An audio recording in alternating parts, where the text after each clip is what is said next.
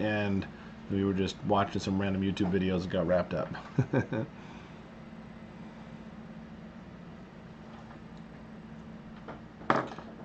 Good to see everybody. Yeah, I'm sorry to hear about your brother, Hannah. Definitely prayers for him.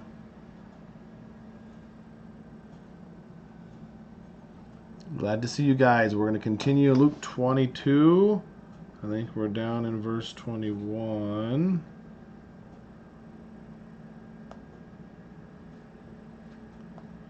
We're talking about Judas. We'll probably start in verse 22. I didn't queue it up, so I'm going to have to try to queue it up here right now. So let's see, how far did I get? Of the Gentiles, lord it over. Oh, I'm almost there. I was almost at. Good to see everybody. Son of Man will go as it has been decreed. I talked about not just been born. But woe to that man who betrays him. All right, that's where we're at. We're on verse 23. Good to see everybody. Your mom died last week. Oh, I'm so sorry, Joe. That's terrible. It's funny how much you're more aware of those things, the more you're around it. I know how painful that is. That sucks. I'm sorry.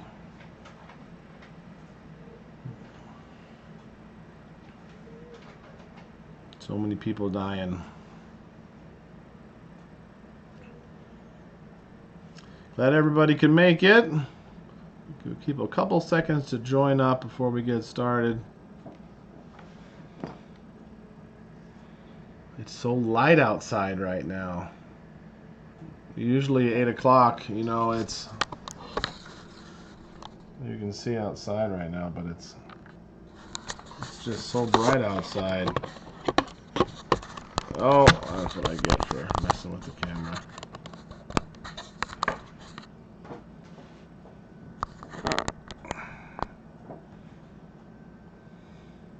It's been raining non-stop. This is one of the greenest springs we've had as long as I can remember. It's been really nice. Very wet. Oh yeah, it was a pretty rainbow. We had this wonderful, I'm going to call it a triple rainbow, because there's a double rainbow, but one of the rainbows, it went through the colors twice. It was really beautiful. I put a picture on Facebook. Hey there, Beth. Glad you can make it. Teresa, Amanda, Hannah, Sue Maria, and Joe.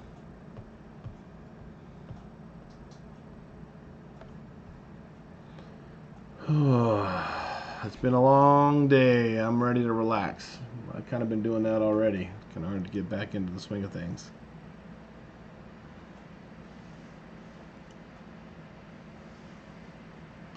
Got my work done today. The kids did some school. Solly's still finishing up some stuff after dinner in our game.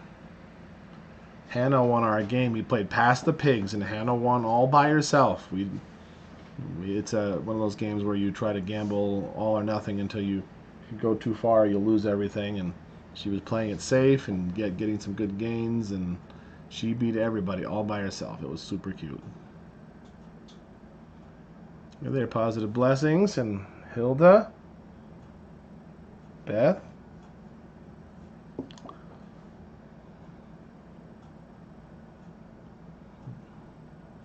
No problem.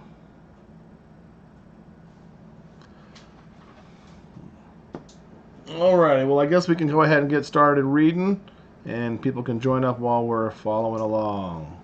We're in Luke chapter 22, starting at verse 23. They began to question among themselves which of them it might be who would do this.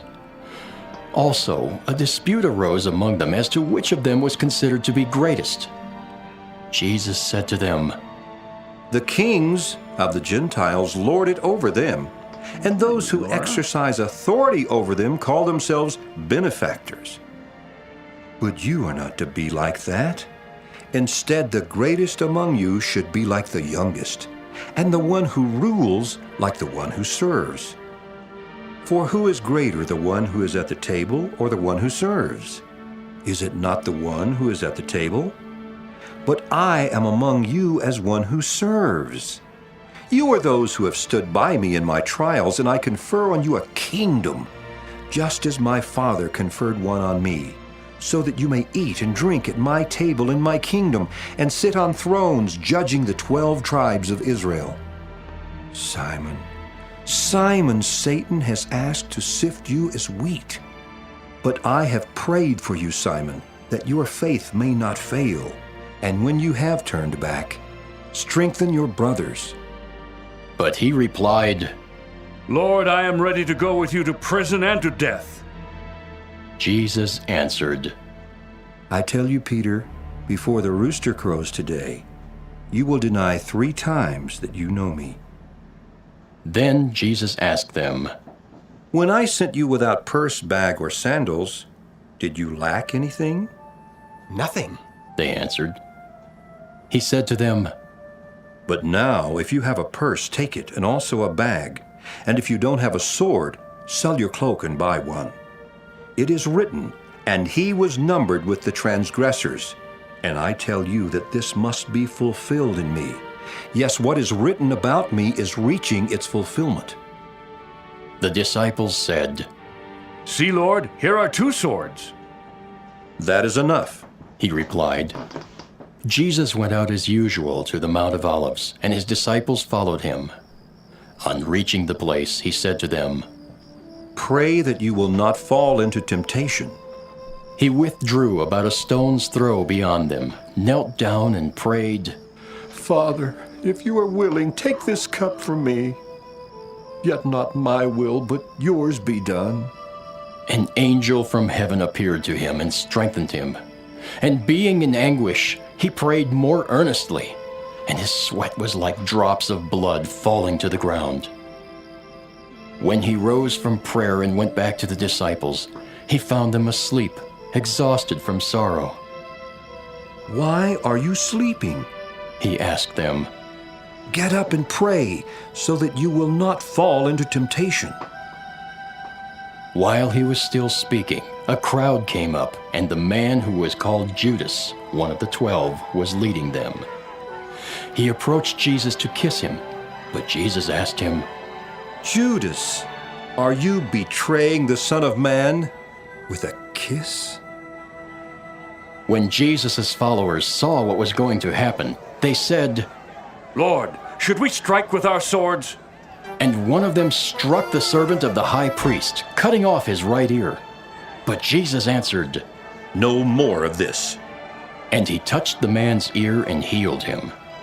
Then Jesus said to the chief priests, the officers of the temple guard, and the elders who had come for him, Am I leading a rebellion that you have come with swords and clubs? Every day I was with you in the temple courts, and you did not lay a hand on me. But this is your hour, when darkness reigns. Then, seizing him, they led him away and took him into the house of the high priest. Peter followed at a distance. But when they had kindled a fire in the middle of the courtyard and had sat down together, Peter sat down with them. A servant girl saw him seated there in the firelight. She looked closely at him and said, This man was with him. But he denied it. Woman, I don't know him. He said. A little later, someone else saw him and said, You also are one of them. Man, I am not. Peter replied. About an hour later, another asserted, Certainly this fellow was with him, for he is a Galilean. Peter replied. Man, I don't know what you're talking about. Just as he was speaking, the rooster crowed. The Lord turned and looked straight at Peter. Then Peter remembered the word the Lord had spoken to him. Before the rooster crows today, you will disown me 3 times. And he went outside and wept bitterly. The men who were guarding Jesus began mocking and beating him. They blindfolded him and demanded, Prophesy! Who hit you? and they said many other insulting things to him. At daybreak, the council of the elders of the people, both the chief priests and teachers of the law met together, and Jesus was led before them. If you're the Christ, They said, tell us. Jesus answered, If I tell you, you will not believe me, and if I ask you, you would not answer. But from now on, the Son of Man will be seated at the right hand of the mighty God. They all asked. Are you then the Son of God? He replied. You are right in saying I am. Then they said, Why do we need any more testimony? We have heard it from his own lips. Alrighty. Go back up to 23, kind of where we were at. Whoa. All right. Well, a lot happens in this this little passage here. So they're going to question about which of them must do this. Of course, they're discussing Judas. Judas is the one who betrays Jesus. I think I mentioned this last time. This also a dispute arose among them. It's almost like Luke forgot to write it in there, and so he kind of squeezed it in the middle of a thought. I almost forgot to tell this story. It doesn't seem related. But he says the kings of the Gentiles, as again, there's no word Gentiles in the New Testament. Actually, there's no word Gentiles at all. That word Gentiles is ethnos. It means nations. The kings of the nations. It becomes important later on to be consistent. And so it's okay to say Gentiles as long as we remember that the word is actually nations. The kings of the nations lord it over them, and those who exercise authority over them call themselves benefactors. I wonder if that word is in Greek. Does it actually say benefactors? Or is it something else that they've translated? I'm kind of curious about words like that because I don't know words like that. In 24. No, let's see here.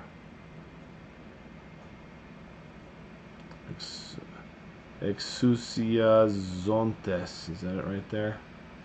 No, that's power. I know that's power, but the zontes got me confused.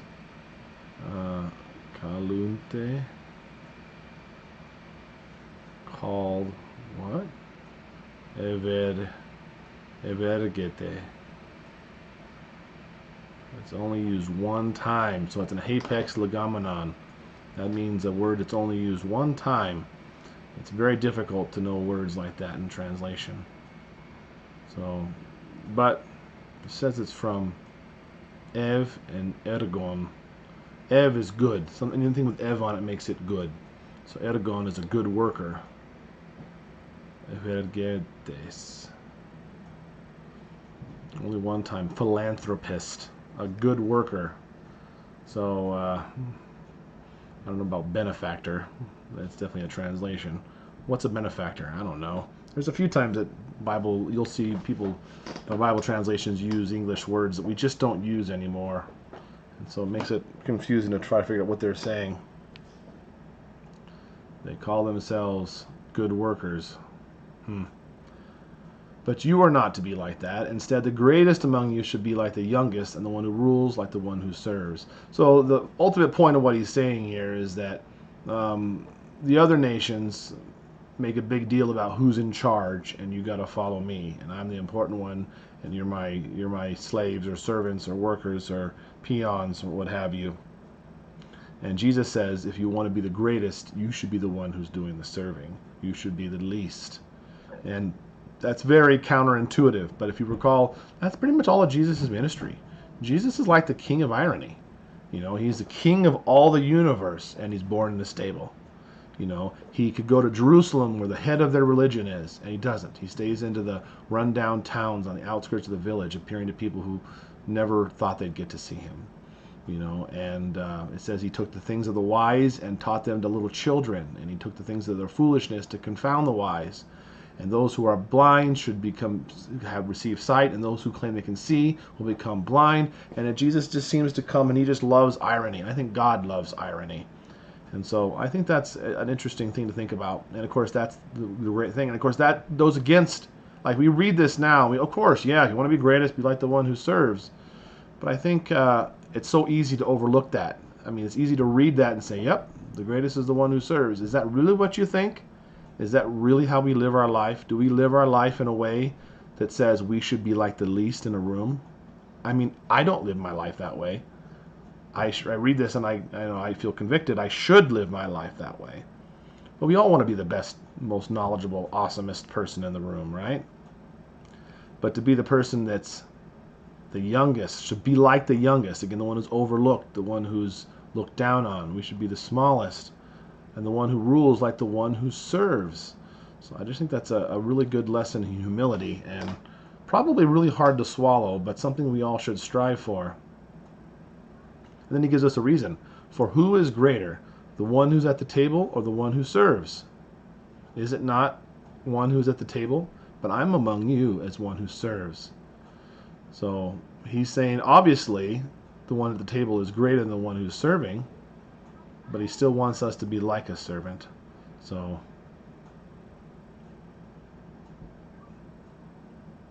you are those who have stood by me in my trials. Again, is he talking to me and you?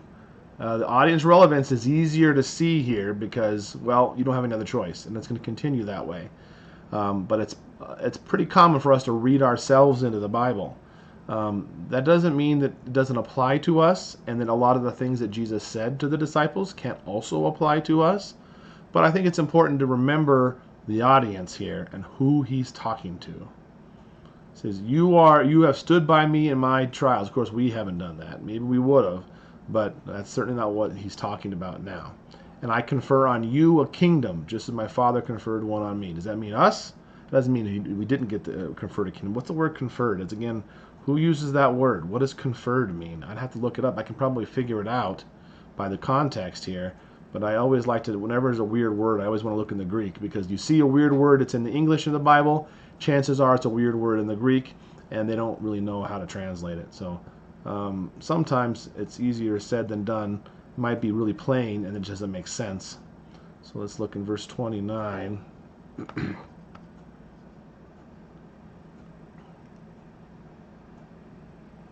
A word confer there too.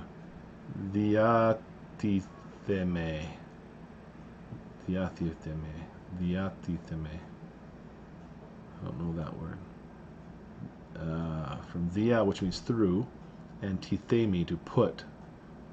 So to put through, to put apart, figuratively disposed by, assignment, compact, bequest, point, make, testator.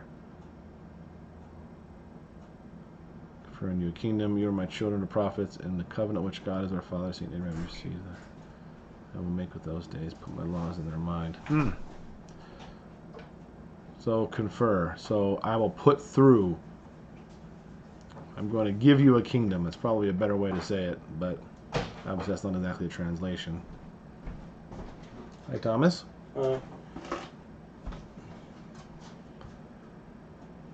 I confer on you a kingdom, just as my Father conferred one on me.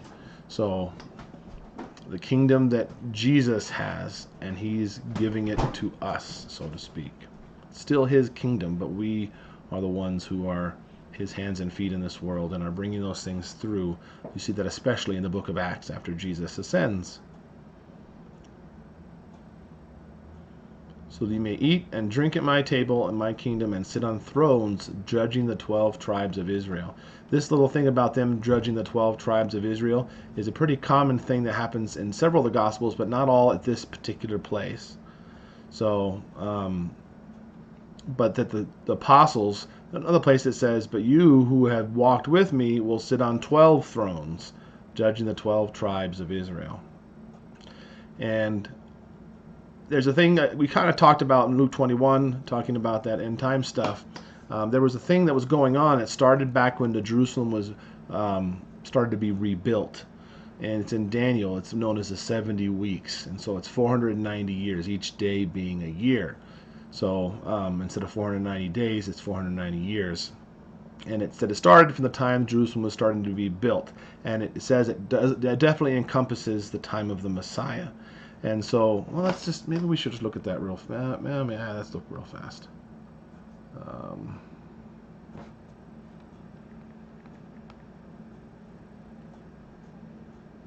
This is the prophecy.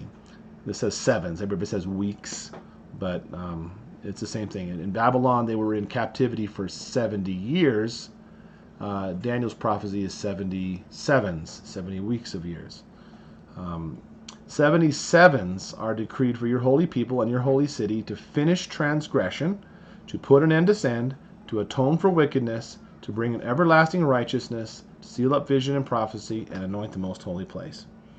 And then it says, know and understand this, from the time the word goes out to restore and rebuild Jerusalem until the anointed one, that's Jesus, the ruler comes, there will be 7 sevens and 62 sevens. And it says here, after the 62 sevens, that's after the 69th week, the anointed one, that's Jesus, will be put to death and will have nothing. So this is describing Jesus dying on the cross, and that's right at the end of the prophecy. And so the point of the prophecy is that 77s are decreed for your people. That's just for the house of Israel. And so I believe that this is what's going on in this particular time. Jesus said, I came only to save the lost sheep of Israel. I came only to the lost sheep of Israel. Now, Jesus definitely still gave the gospel to more people. You have the Samaritan village, the Samaritan woman at the well, the Canaanite woman, the centurion. We have several people that Jesus speaks of outside that. But as a generally, that was why he came. He came to fulfill this prophecy. This is for your people, to bring in everlasting righteousness. And of course, he did that by the sacrifice of himself. We have eternal life because of what he did on the cross.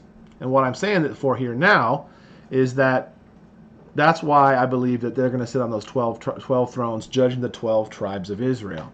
Because there's several times Jesus says, so and so, these demons will be your judges. You say the law of Moses, therefore he will be your judges, they will be your judges. And again, that word judges is a lot of times witness or testimony, and judges is a good way, but it doesn't necessarily mean it's an actual judge sitting on a spot with a gavel, ruling. But still, Jesus says that these 12 apostles are going to judge the 12 tribes, and I think that there's definitely, again, some irony there and some major points. Like, because remember, Jesus, whenever he taught, he was teaching things like, you've heard it said, thou shalt not murder. But I tell you, if you hate your brother, you've already murdered already. I tell you, don't commit adultery, but you've read it in the law, don't commit adultery. But I tell you, if you've lust in your heart, you've committed adultery. And so we have those kinds of things over and over again. In fact, you should just love your neighbor as yourself and love the Lord your God with all your whole strength and mind. All of those laws hang on these 2 commandments. And so we have these 12 tribes in a lot of ways, or 12 apostles surpassing the 12 tribes. They're going to judge the 12 tribes because Jesus teaches them in the spirit that the law was given and not in the law themselves. And so I think this is still in the 70-week period. This is still 70 weeks are for their people. Now what happens at the end of the 70 weeks? Well, at the end of the 70 weeks, the gospel goes to all the nations. Before, Jesus said, remember when he sends them 2 by 2, he says, don't go into any of the houses of the Gentiles or go into any homes of the Samaritans. Go only to the lost sheep of Israel. So there was a time when the gospel, this message, this thing that was happening, it was prophesied to give Israel one more chance to accept him. And of course, what happens at the end? He's crucified. And traditionally, the 70 weeks would have ended about the time that Stephen was stoned. Because it's about after the time Stephen is stoned, when they reject and kill Stephen, that the gospel goes out to everybody. And that's what Jesus says when he's been resurrected. Remember? He says, the Great Commission, he says, all authority in heaven and on earth is given to me. Therefore, go out and make disciples of all the nations. And so that's when I believe the 70 weeks would have been over, and he tells them to go out, and then the Gentiles become, grafted in. Hey there, Kathleen. Glad you can make it. So anyways, maybe that's a big, rabbit trail there, but I think that's important, and I kind of see that with the 12 apostles judging the 12 tribes of Israel. I see those types of things. And if you look in Revelation, the New Jerusalem is paved with the foundation of the 12 foundations. On each foundation is the name of the 12 tribes, and then there's 12 gates, and the 12 gates are the apostles of the Lamb that have their names on them. And so again, I don't think this is a literal city. The point is this new kingdom that we have, which Revelation says is the bride of the Lamb, which of course we're the bride of the Lamb. So this new kingdom is built upon the foundation of the work of the 12 tribes and the laws and the prophets. And then the gates to get into the kingdom are laid by the 12 apostles, letting them into the kingdom. Does that make some sense? Okay, so I confer on you a kingdom. Again, I'm giving you the kingdom just as my Father gave it to me, so that you may eat and drink at my table in my kingdom and sit on thrones for the 12 tribes of Israel. Again, that doesn't mean he's actually going to sit at a table and they're going to drink and eat. The kingdom is not a physical kingdom. But this is, I think this is still referring to heaven, though, so maybe they'll eat and drink. I don't know how that actually works. We have this one here. Simon, Simon, Satan has asked to sift you as wheat. Does that mean that Satan wants to break apart Simon into little pieces and to get a grain sifter, and he wants to put Simon's body in there and sift it? I mean, obviously you would say no. No, he's just saying that he wants to test him or whatever. And it's funny how we'll say that here because it's so blatant. We don't really think that Simon's body is going to be sifted like wheat, literally. But it's so funny, we'll say that now, but we'll read something else. Oh, the sun and moon will turn to blood. Well, yeah, sun and moon is going to turn into type A hemoglobin with a high platelet count and maybe a white blood cell count. That's what the moon's going to turn into. And that's just not what's meant. And so we have a lot of hyperbole through here. And I just like to point it out because it's funny how much we've been taught a certain way, and then when it comes to another verse, we'll say, well, yeah, he's not really going to sift Simon as wheat, but here, John's really going to live, millions of years or something. Hey there, Jen. Glad you can make it. You sent some stuff to Asher and Thomas. Thank you very much. That was really nice. They loved it, so we got that. Okay, but I have prayed for you. Jesus has prayed for Simon, that your faith may not fail. Notice it says Simon here, not Peter. Luke continues to call him Simon, even though in other places it says he changed his name to Peter. You don't really see that here. I have prayed for you, Simon, that your faith may not fail. And when you have turned back, strengthen your brothers. I think I've always overlooked this part. I didn't overlook it. I heard the story. But Jesus knew he was going to betray him. And I always heard before, you can't ever betray Jesus, you can't ever turn your back on him. It's denying Jesus is the unforgivable sin and da-da-da-da-da. But Jesus knew he was going to deny him. And yet, when you've turned back, strengthen your brothers. I just think that's just encouraging. It doesn't mean when we mess up, it's not the end. When we sin, it's not the end. Even if it's something really bad, like denying Jesus, you can still come back. So I just find that encouraging. But Peter, of course, Simon says, but he replied, Lord, I'm with you to go with you to prison and to death. I'm super strong. And we see here in a minute he's not. I always wonder here how zealous is Simon at this point? Is he really believe Jesus is wrong? It's like, you're wrong, Jesus. You don't know what you're talking about. That's what he's saying. Do you think he saw in his spirit that maybe that could happen and he's just being braggadocious and denying it? Or do you think that he legitimately had no idea he could be capable of that? I could go either way. I don't have the answer. I just think it's something interesting to think about. Jesus answered, I tell you, Peter, there's Peter again. I tell you, Peter, before the rooster crows today, you will deny 3 times that you know me. So this one here says, before the rooster crows. And one of the other Gospels it says, before the rooster crows twice, you'll deny me. And so in one of the Gospels, he starts to deny him, and then after he denies him the next time is in the second time the rooster crows. It counts it twice. And this time, of course, this one says nothing about it. Is it important, again, going back to our contradiction, is this important if the rooster crows? The rooster probably did crow more than once. But did Jesus say Peter was going to deny him after the rooster crows 2 times? Or is it, just when the rooster crows, you're going to deny me? Does it really matter? I mean, come on, really? And I think it's in this context, you think, yeah, it doesn't matter. But we'll get to other smaller contradictions that may seem like they're bigger, and that may be a problem. And again, if I've said it 1,000 times, the contradictions are okay. It shows that these stories are true because not all people remember things the same way, and that's okay. So anyways, before the rooster crows, you deny 3 times that you know me. In one of the other places, It doesn't have in this gospel, but I think it's in Matthew, where it says, he says, I'm ready to go with you to prison and to death. This will never happen to you, Peter says. You'll never die. He says, get behind me, Satan, which is one of the controversial statements, calling Peter Satan. What does that mean? And, of course, many will say that the word Satanas is actually transliterated from Satan in Hebrew, which means adversary. So he's calling Peter an adversary. He's not calling him Satan. But then later on, other places we have Satan entering into Judas. Well, I don't think somebody else entered into Judas. It's Satan as we know him. So how that actually works, I don't know. But I thought it was interesting to mention. Okay, 3 times that you know me.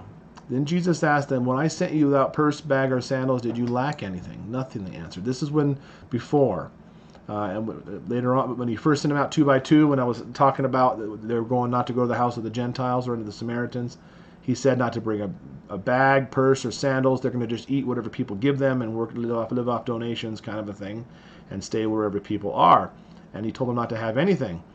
But now, he says, something's different now. Before I told you not to take a purse, not to take sandals, not to take a sword, not to take all these different things. And he says, but now, if you have a purse, take it. You're going to need it. And also a bag. And if you don't have a sword, sell your cloak and buy one. Cloak is what kept you warm. He's saying here that a sword is more important, which that seems to be contrary to how Jesus lived his life, And although there was times where he was violent, he overturned the tables and whip out of cords.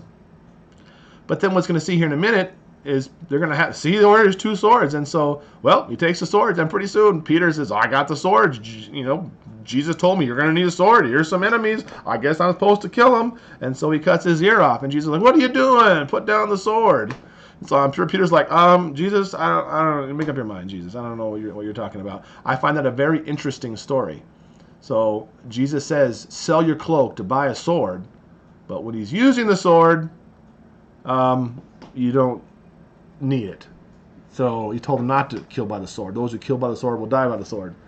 And so that's a paradox again. And you can argue maybe there's another reason why they said they need a sword. Maybe to cut something else, or maybe it was not, if there's no other choice, or maybe this is the part where Jesus had to go, and so this is not the time to need a sword. They would need it. Of course, they didn't need his purse or anything, or the bag right now. But the way I kind of like to think of it as, before they were living off the people, right? They were going and preaching and giving the gospel, and people would invite them in their homes, and they'd eat food, and they'd be provided for. But what he's saying now is that you're not going to be provided for. That you're going to need your purse, you're going to need your wallet, you're going to need a bag, you're going to need extra clothes and a sword and a staff and all those other things that he said that they didn't need. And so that's kind of the way I look at it. And what happens in Acts? As at this point, everybody's on Jesus' side, right? All the people are following Jesus. Huge crowds are going after him. And in Acts, something kind of changes. The people turn against him. That doesn't mean that there's not still crowds that do follow him and there's not still support, but it's much more mingled. The Jews are much more bold. They're thrown into prison. They get whipped. They get beaten. They're wandering around, and in fact, the ones thrown in prison, they escape, and they got to run from that city and flee to another one. And so I think that they're more on the run. I think that's kind of what's probably being said here. It probably wasn't, hey, now you need a sword, go kill those people. And that's not what Jesus was getting at here. But can you blame Peter? Jesus is like, I told you before you need a sword, but you better sell your clothes and go buy a sword now. And so they're like, yep, well, here's a sword. He said, good. And I'm like, great. So I'm going to strap it on, and before you know it, there's a chance to use it. And so Peter flies off the handle again. So I guess there is a time for a sword. Jesus said to get one. And let's just face it, swords not for opening envelopes. Swords are for killing people. But apparently, maybe not if there's no other choice, or maybe there's other purposes or reasons. I don't know. Just a fun thing to think about. I don't have the answer, so you guys need to figure it out on your own. Well, I gave you my ideas on it, but that's the main thing I think studying the Bible gives us, is we can just think about things. You don't have to have the answers right now. I think as Christians today, we need a Cliff Notes. We don't like to study like hard study. By studying, we want to sit down and have someone tell us all the answers. We need a preacher to tell us what all these verses mean. You need a commentary to verse by verse to tell you what they mean. And not that those things can't be helpful. Of course they are. But we can wrestle with things. We can think about things. And maybe we can learn lessons about these things that we can apply to our own lives that we don't currently get. And I don't know if it is for you guys, but every time I go through these things, I've went through the Bible hundreds and hundreds and hundreds of times. And every time I go through it, I learn other things. Even this story here, I'm even thinking about it more and more in depth than I ever had before. And, there's a time, Ecclesiastes 3, there's a time to be born, a time to die, a time to laugh, time to cry. The famous song by the Beatles, but it's actually from Ecclesiastes. It was from the Bible first. So there is a time for everything, and it says, in a season for every activity under heaven. There is a time to kill. But apparently it wasn't now. So I don't know when it is. I'm not telling you. I'm asking you to figure that out on your own. But if you look for the answers, you'll find them. If you seek and you ask and you knock, you'll receive, and door will be open and you'll be answered. So something to think about.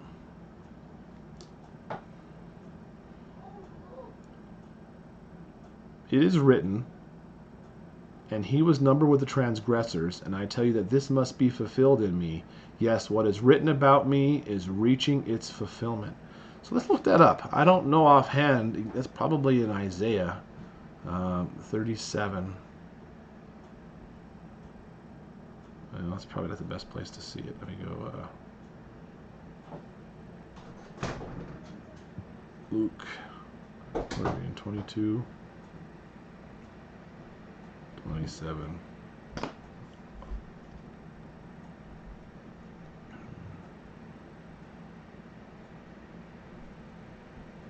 It is written, and he was numbered with the transgressors. Isaiah 53. There it is right there. Therefore I will give him a portion among the great, and he will divide the spoils with the strong, because he poured out his life unto death, and was numbered with the transgressors, for he bore the sin of many, and made intercession for the transgressors. He was numbered with the transgressors, that's the thieves, and he made intercession. That means he paid for the price of of those same transgressors, those same thieves.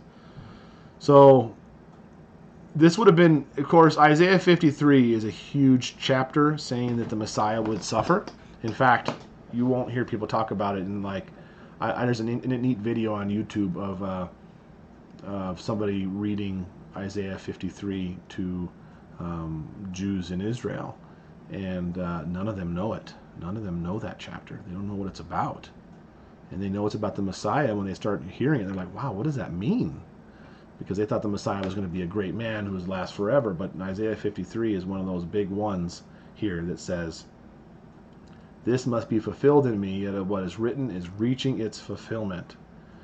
So, and Jesus specifically quotes part of Isaiah 53 here and says, this is what is written, and it's about me. It's about to be fulfilled.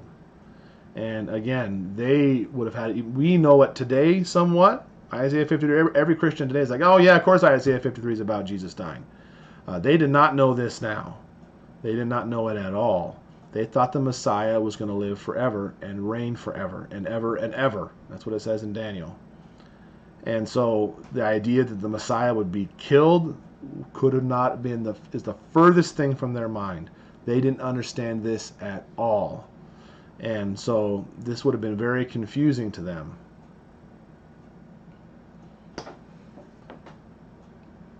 The disciples said, see, Lord, here are 2 swords. That is enough, he replied. So they had 2 swords. Peter had one. Who do you suppose had the other? I don't have the answer, but it's fun to think about. Jesus went out as usual to the Mount of Olives, and his disciples followed him. On reaching the place, that's the Mount of Olives, he said to them, pray that you will not fall into temptation. He withdrew about a stone's throw beyond them, knelt down and prayed. It says the Mount of Olives. I don't know that I noticed before. It's at the Garden of Gethsemane, and I don't know that I ever made the connection that that's on the Mount of Olives. don't forget, we just finished hearing Luke 21, which took place on the Mount of Olives. So Jesus is on the Mount of Olives, and that's when he gives all the prophecies that Jerusalem will be destroyed. And now Jesus goes to the Mount of Olives and prays. He tells them, pray you will not fall into temptation. We should always pray that. But it's interesting that Jesus says that here, and that's what Luke writes down here. He tells them that. He withdrew a stone's throw beyond them, knelt down, and prayed, Father, if you are willing, take this cup from me, yet not my will, but yours be done. So in the other Gospels, he does this 3 times. He goes out and he prays 3 times and comes back. Luke only shows it 1 time. So obviously the thing he takes from the story is that this happened at all. And I think Garden of Gethsemane, this story here is one of the most overlooked and neglected stories in all the Bible. Did Jesus want to die for our sins? Did he? Here he prays that this won't happen. In one of the other Gospels it says, Father, everything is possible for you. Take this cup from me. Yet not as I will, as you will. So he wants to do his Father's will. But what's the answer here? Did he want to die on the cross? He didn't. And I don't care who knows it. That's what it says. He prayed that he wouldn't have to. Of course, he did it willingly, and he was glad to do it, because that's what his Father wanted of him. But he was not looking forward to it, and he prayed that it wouldn't happen to him. The Son of God prayed for something, and God said no. So God doesn't have to answer all your prayers, yes, either. I think in today's day and age, we almost don't pray at all, because in our minds, it doesn't do anything, doesn't accomplish anything. I'm going to pray that someone's going to be healed. You know what? They're probably going to die. I think that all the time. You guys probably think it too. How many times have we seen a miracle? Of course, even besides a miracle, that doesn't have to be an instant miracle. God can help them to heal. He can definitely do things, and he does. But I know that it's meant to be a struggle for us. It's meant to be difficult. But you should let this soak in. It doesn't even say anything about the sweat was being like great. Oh, there it is right there. And being in anguish, he prayed more earnestly, and his sweat was like great drops of blood thrown to the ground. A lot of people have changed that to be that Jesus sweat great drops of blood. He did not sweat great drops of blood. It said his sweat was like great drops of blood. So there is a medical condition that we've all heard about. I've never seen it before, but science tells us if you're really stressed out, you can burst capillaries in your skin and you have blood come out of your head. Maybe that's possible, but that's not what's being described here. It very clearly says his sweat was like drops of blood falling to the ground. It was not drops of blood. He didn't sweat blood. It was just giant drops of sweat. So they saw blood flow much more freely than we ever do. In our day and age, you don't even see blood very often. And if someone gets a little bit bloody, you get woozy and going to faint. It's funny how far removed we are from death. Here in just a minute, Peter's going to slice off someone's ear without even batting an eye. There's probably blood all over the place. So, anyways, I just find it interesting.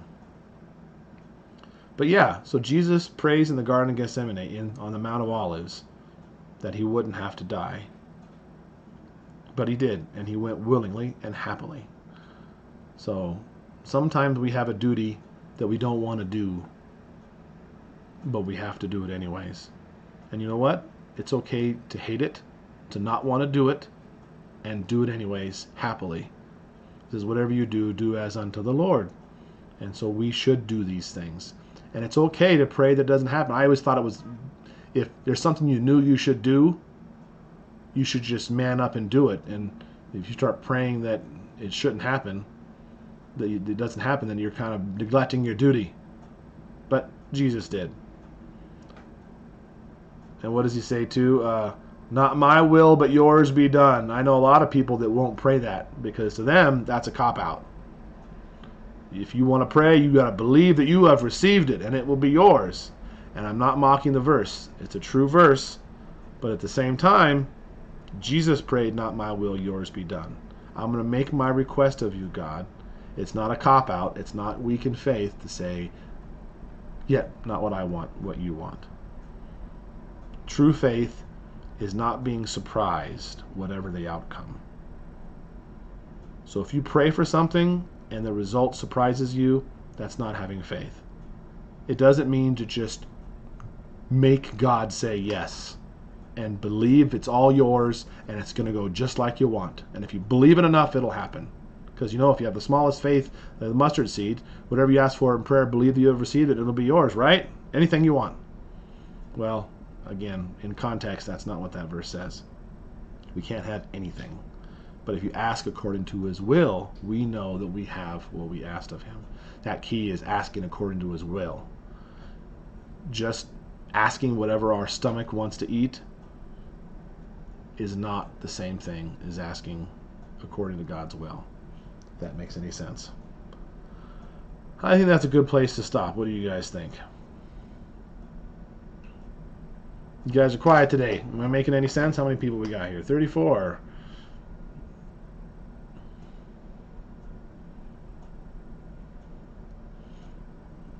I love Luke. He's much more logical and reasonable. I had someone else say that my voice was soothing and make people fall asleep the other day. I thought that was interesting. All right, I don't know. I'm not saying it is. It's probably pretty annoying.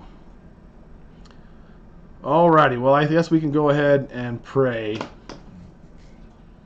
I appreciate you guys. I'd encourage you to continue to think about this this week. Think about things in your life. Are there things in your life that you don't want to do that you have to do anyways? And when you do them, let's commit to it. Jesus prayed, and his sweat was like great drops of blood. And hey, Laura, and we prayed that we would get out of these things. We wouldn't have to do it. It's okay to not want to do it. It's okay to hate it. But once he saw that it was not happening, he's like, all right, if I gotta, it reminds me of a terrible analogy. What is the movie? Well,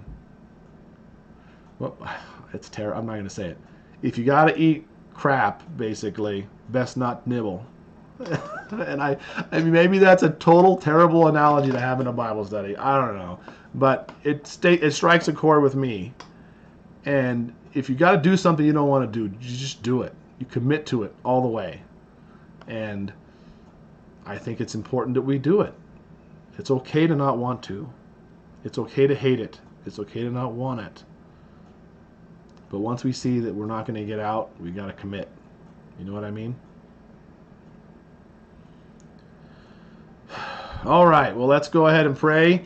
And again, next week at the same time, we'll continue on. We don't got much more in Luke. We're going to have to figure out where we want to go after that. So, all right, let's pray. Dear God, thank you so much for this time and for these words and these things that the gospel writer has written, these words of Jesus. Thank you for his prayer of anguish in the Garden of Gethsemane. And I pray that we would be like the disciples, that we would pray that we would not fall into temptation, that you would relieve us of it, that we would stay strong and walk the path that you want for us. Not knowing the future, but knowing who holds the future. And that whatever happens, it's going to work out to our benefit, according to Romans 8:28. In Jesus' name, amen. All right, everybody. Well, I appreciate you. Don't forget to like the video. Next, we'll have Thursday night shopping. And yeah, we will see you guys later. We appreciate you all.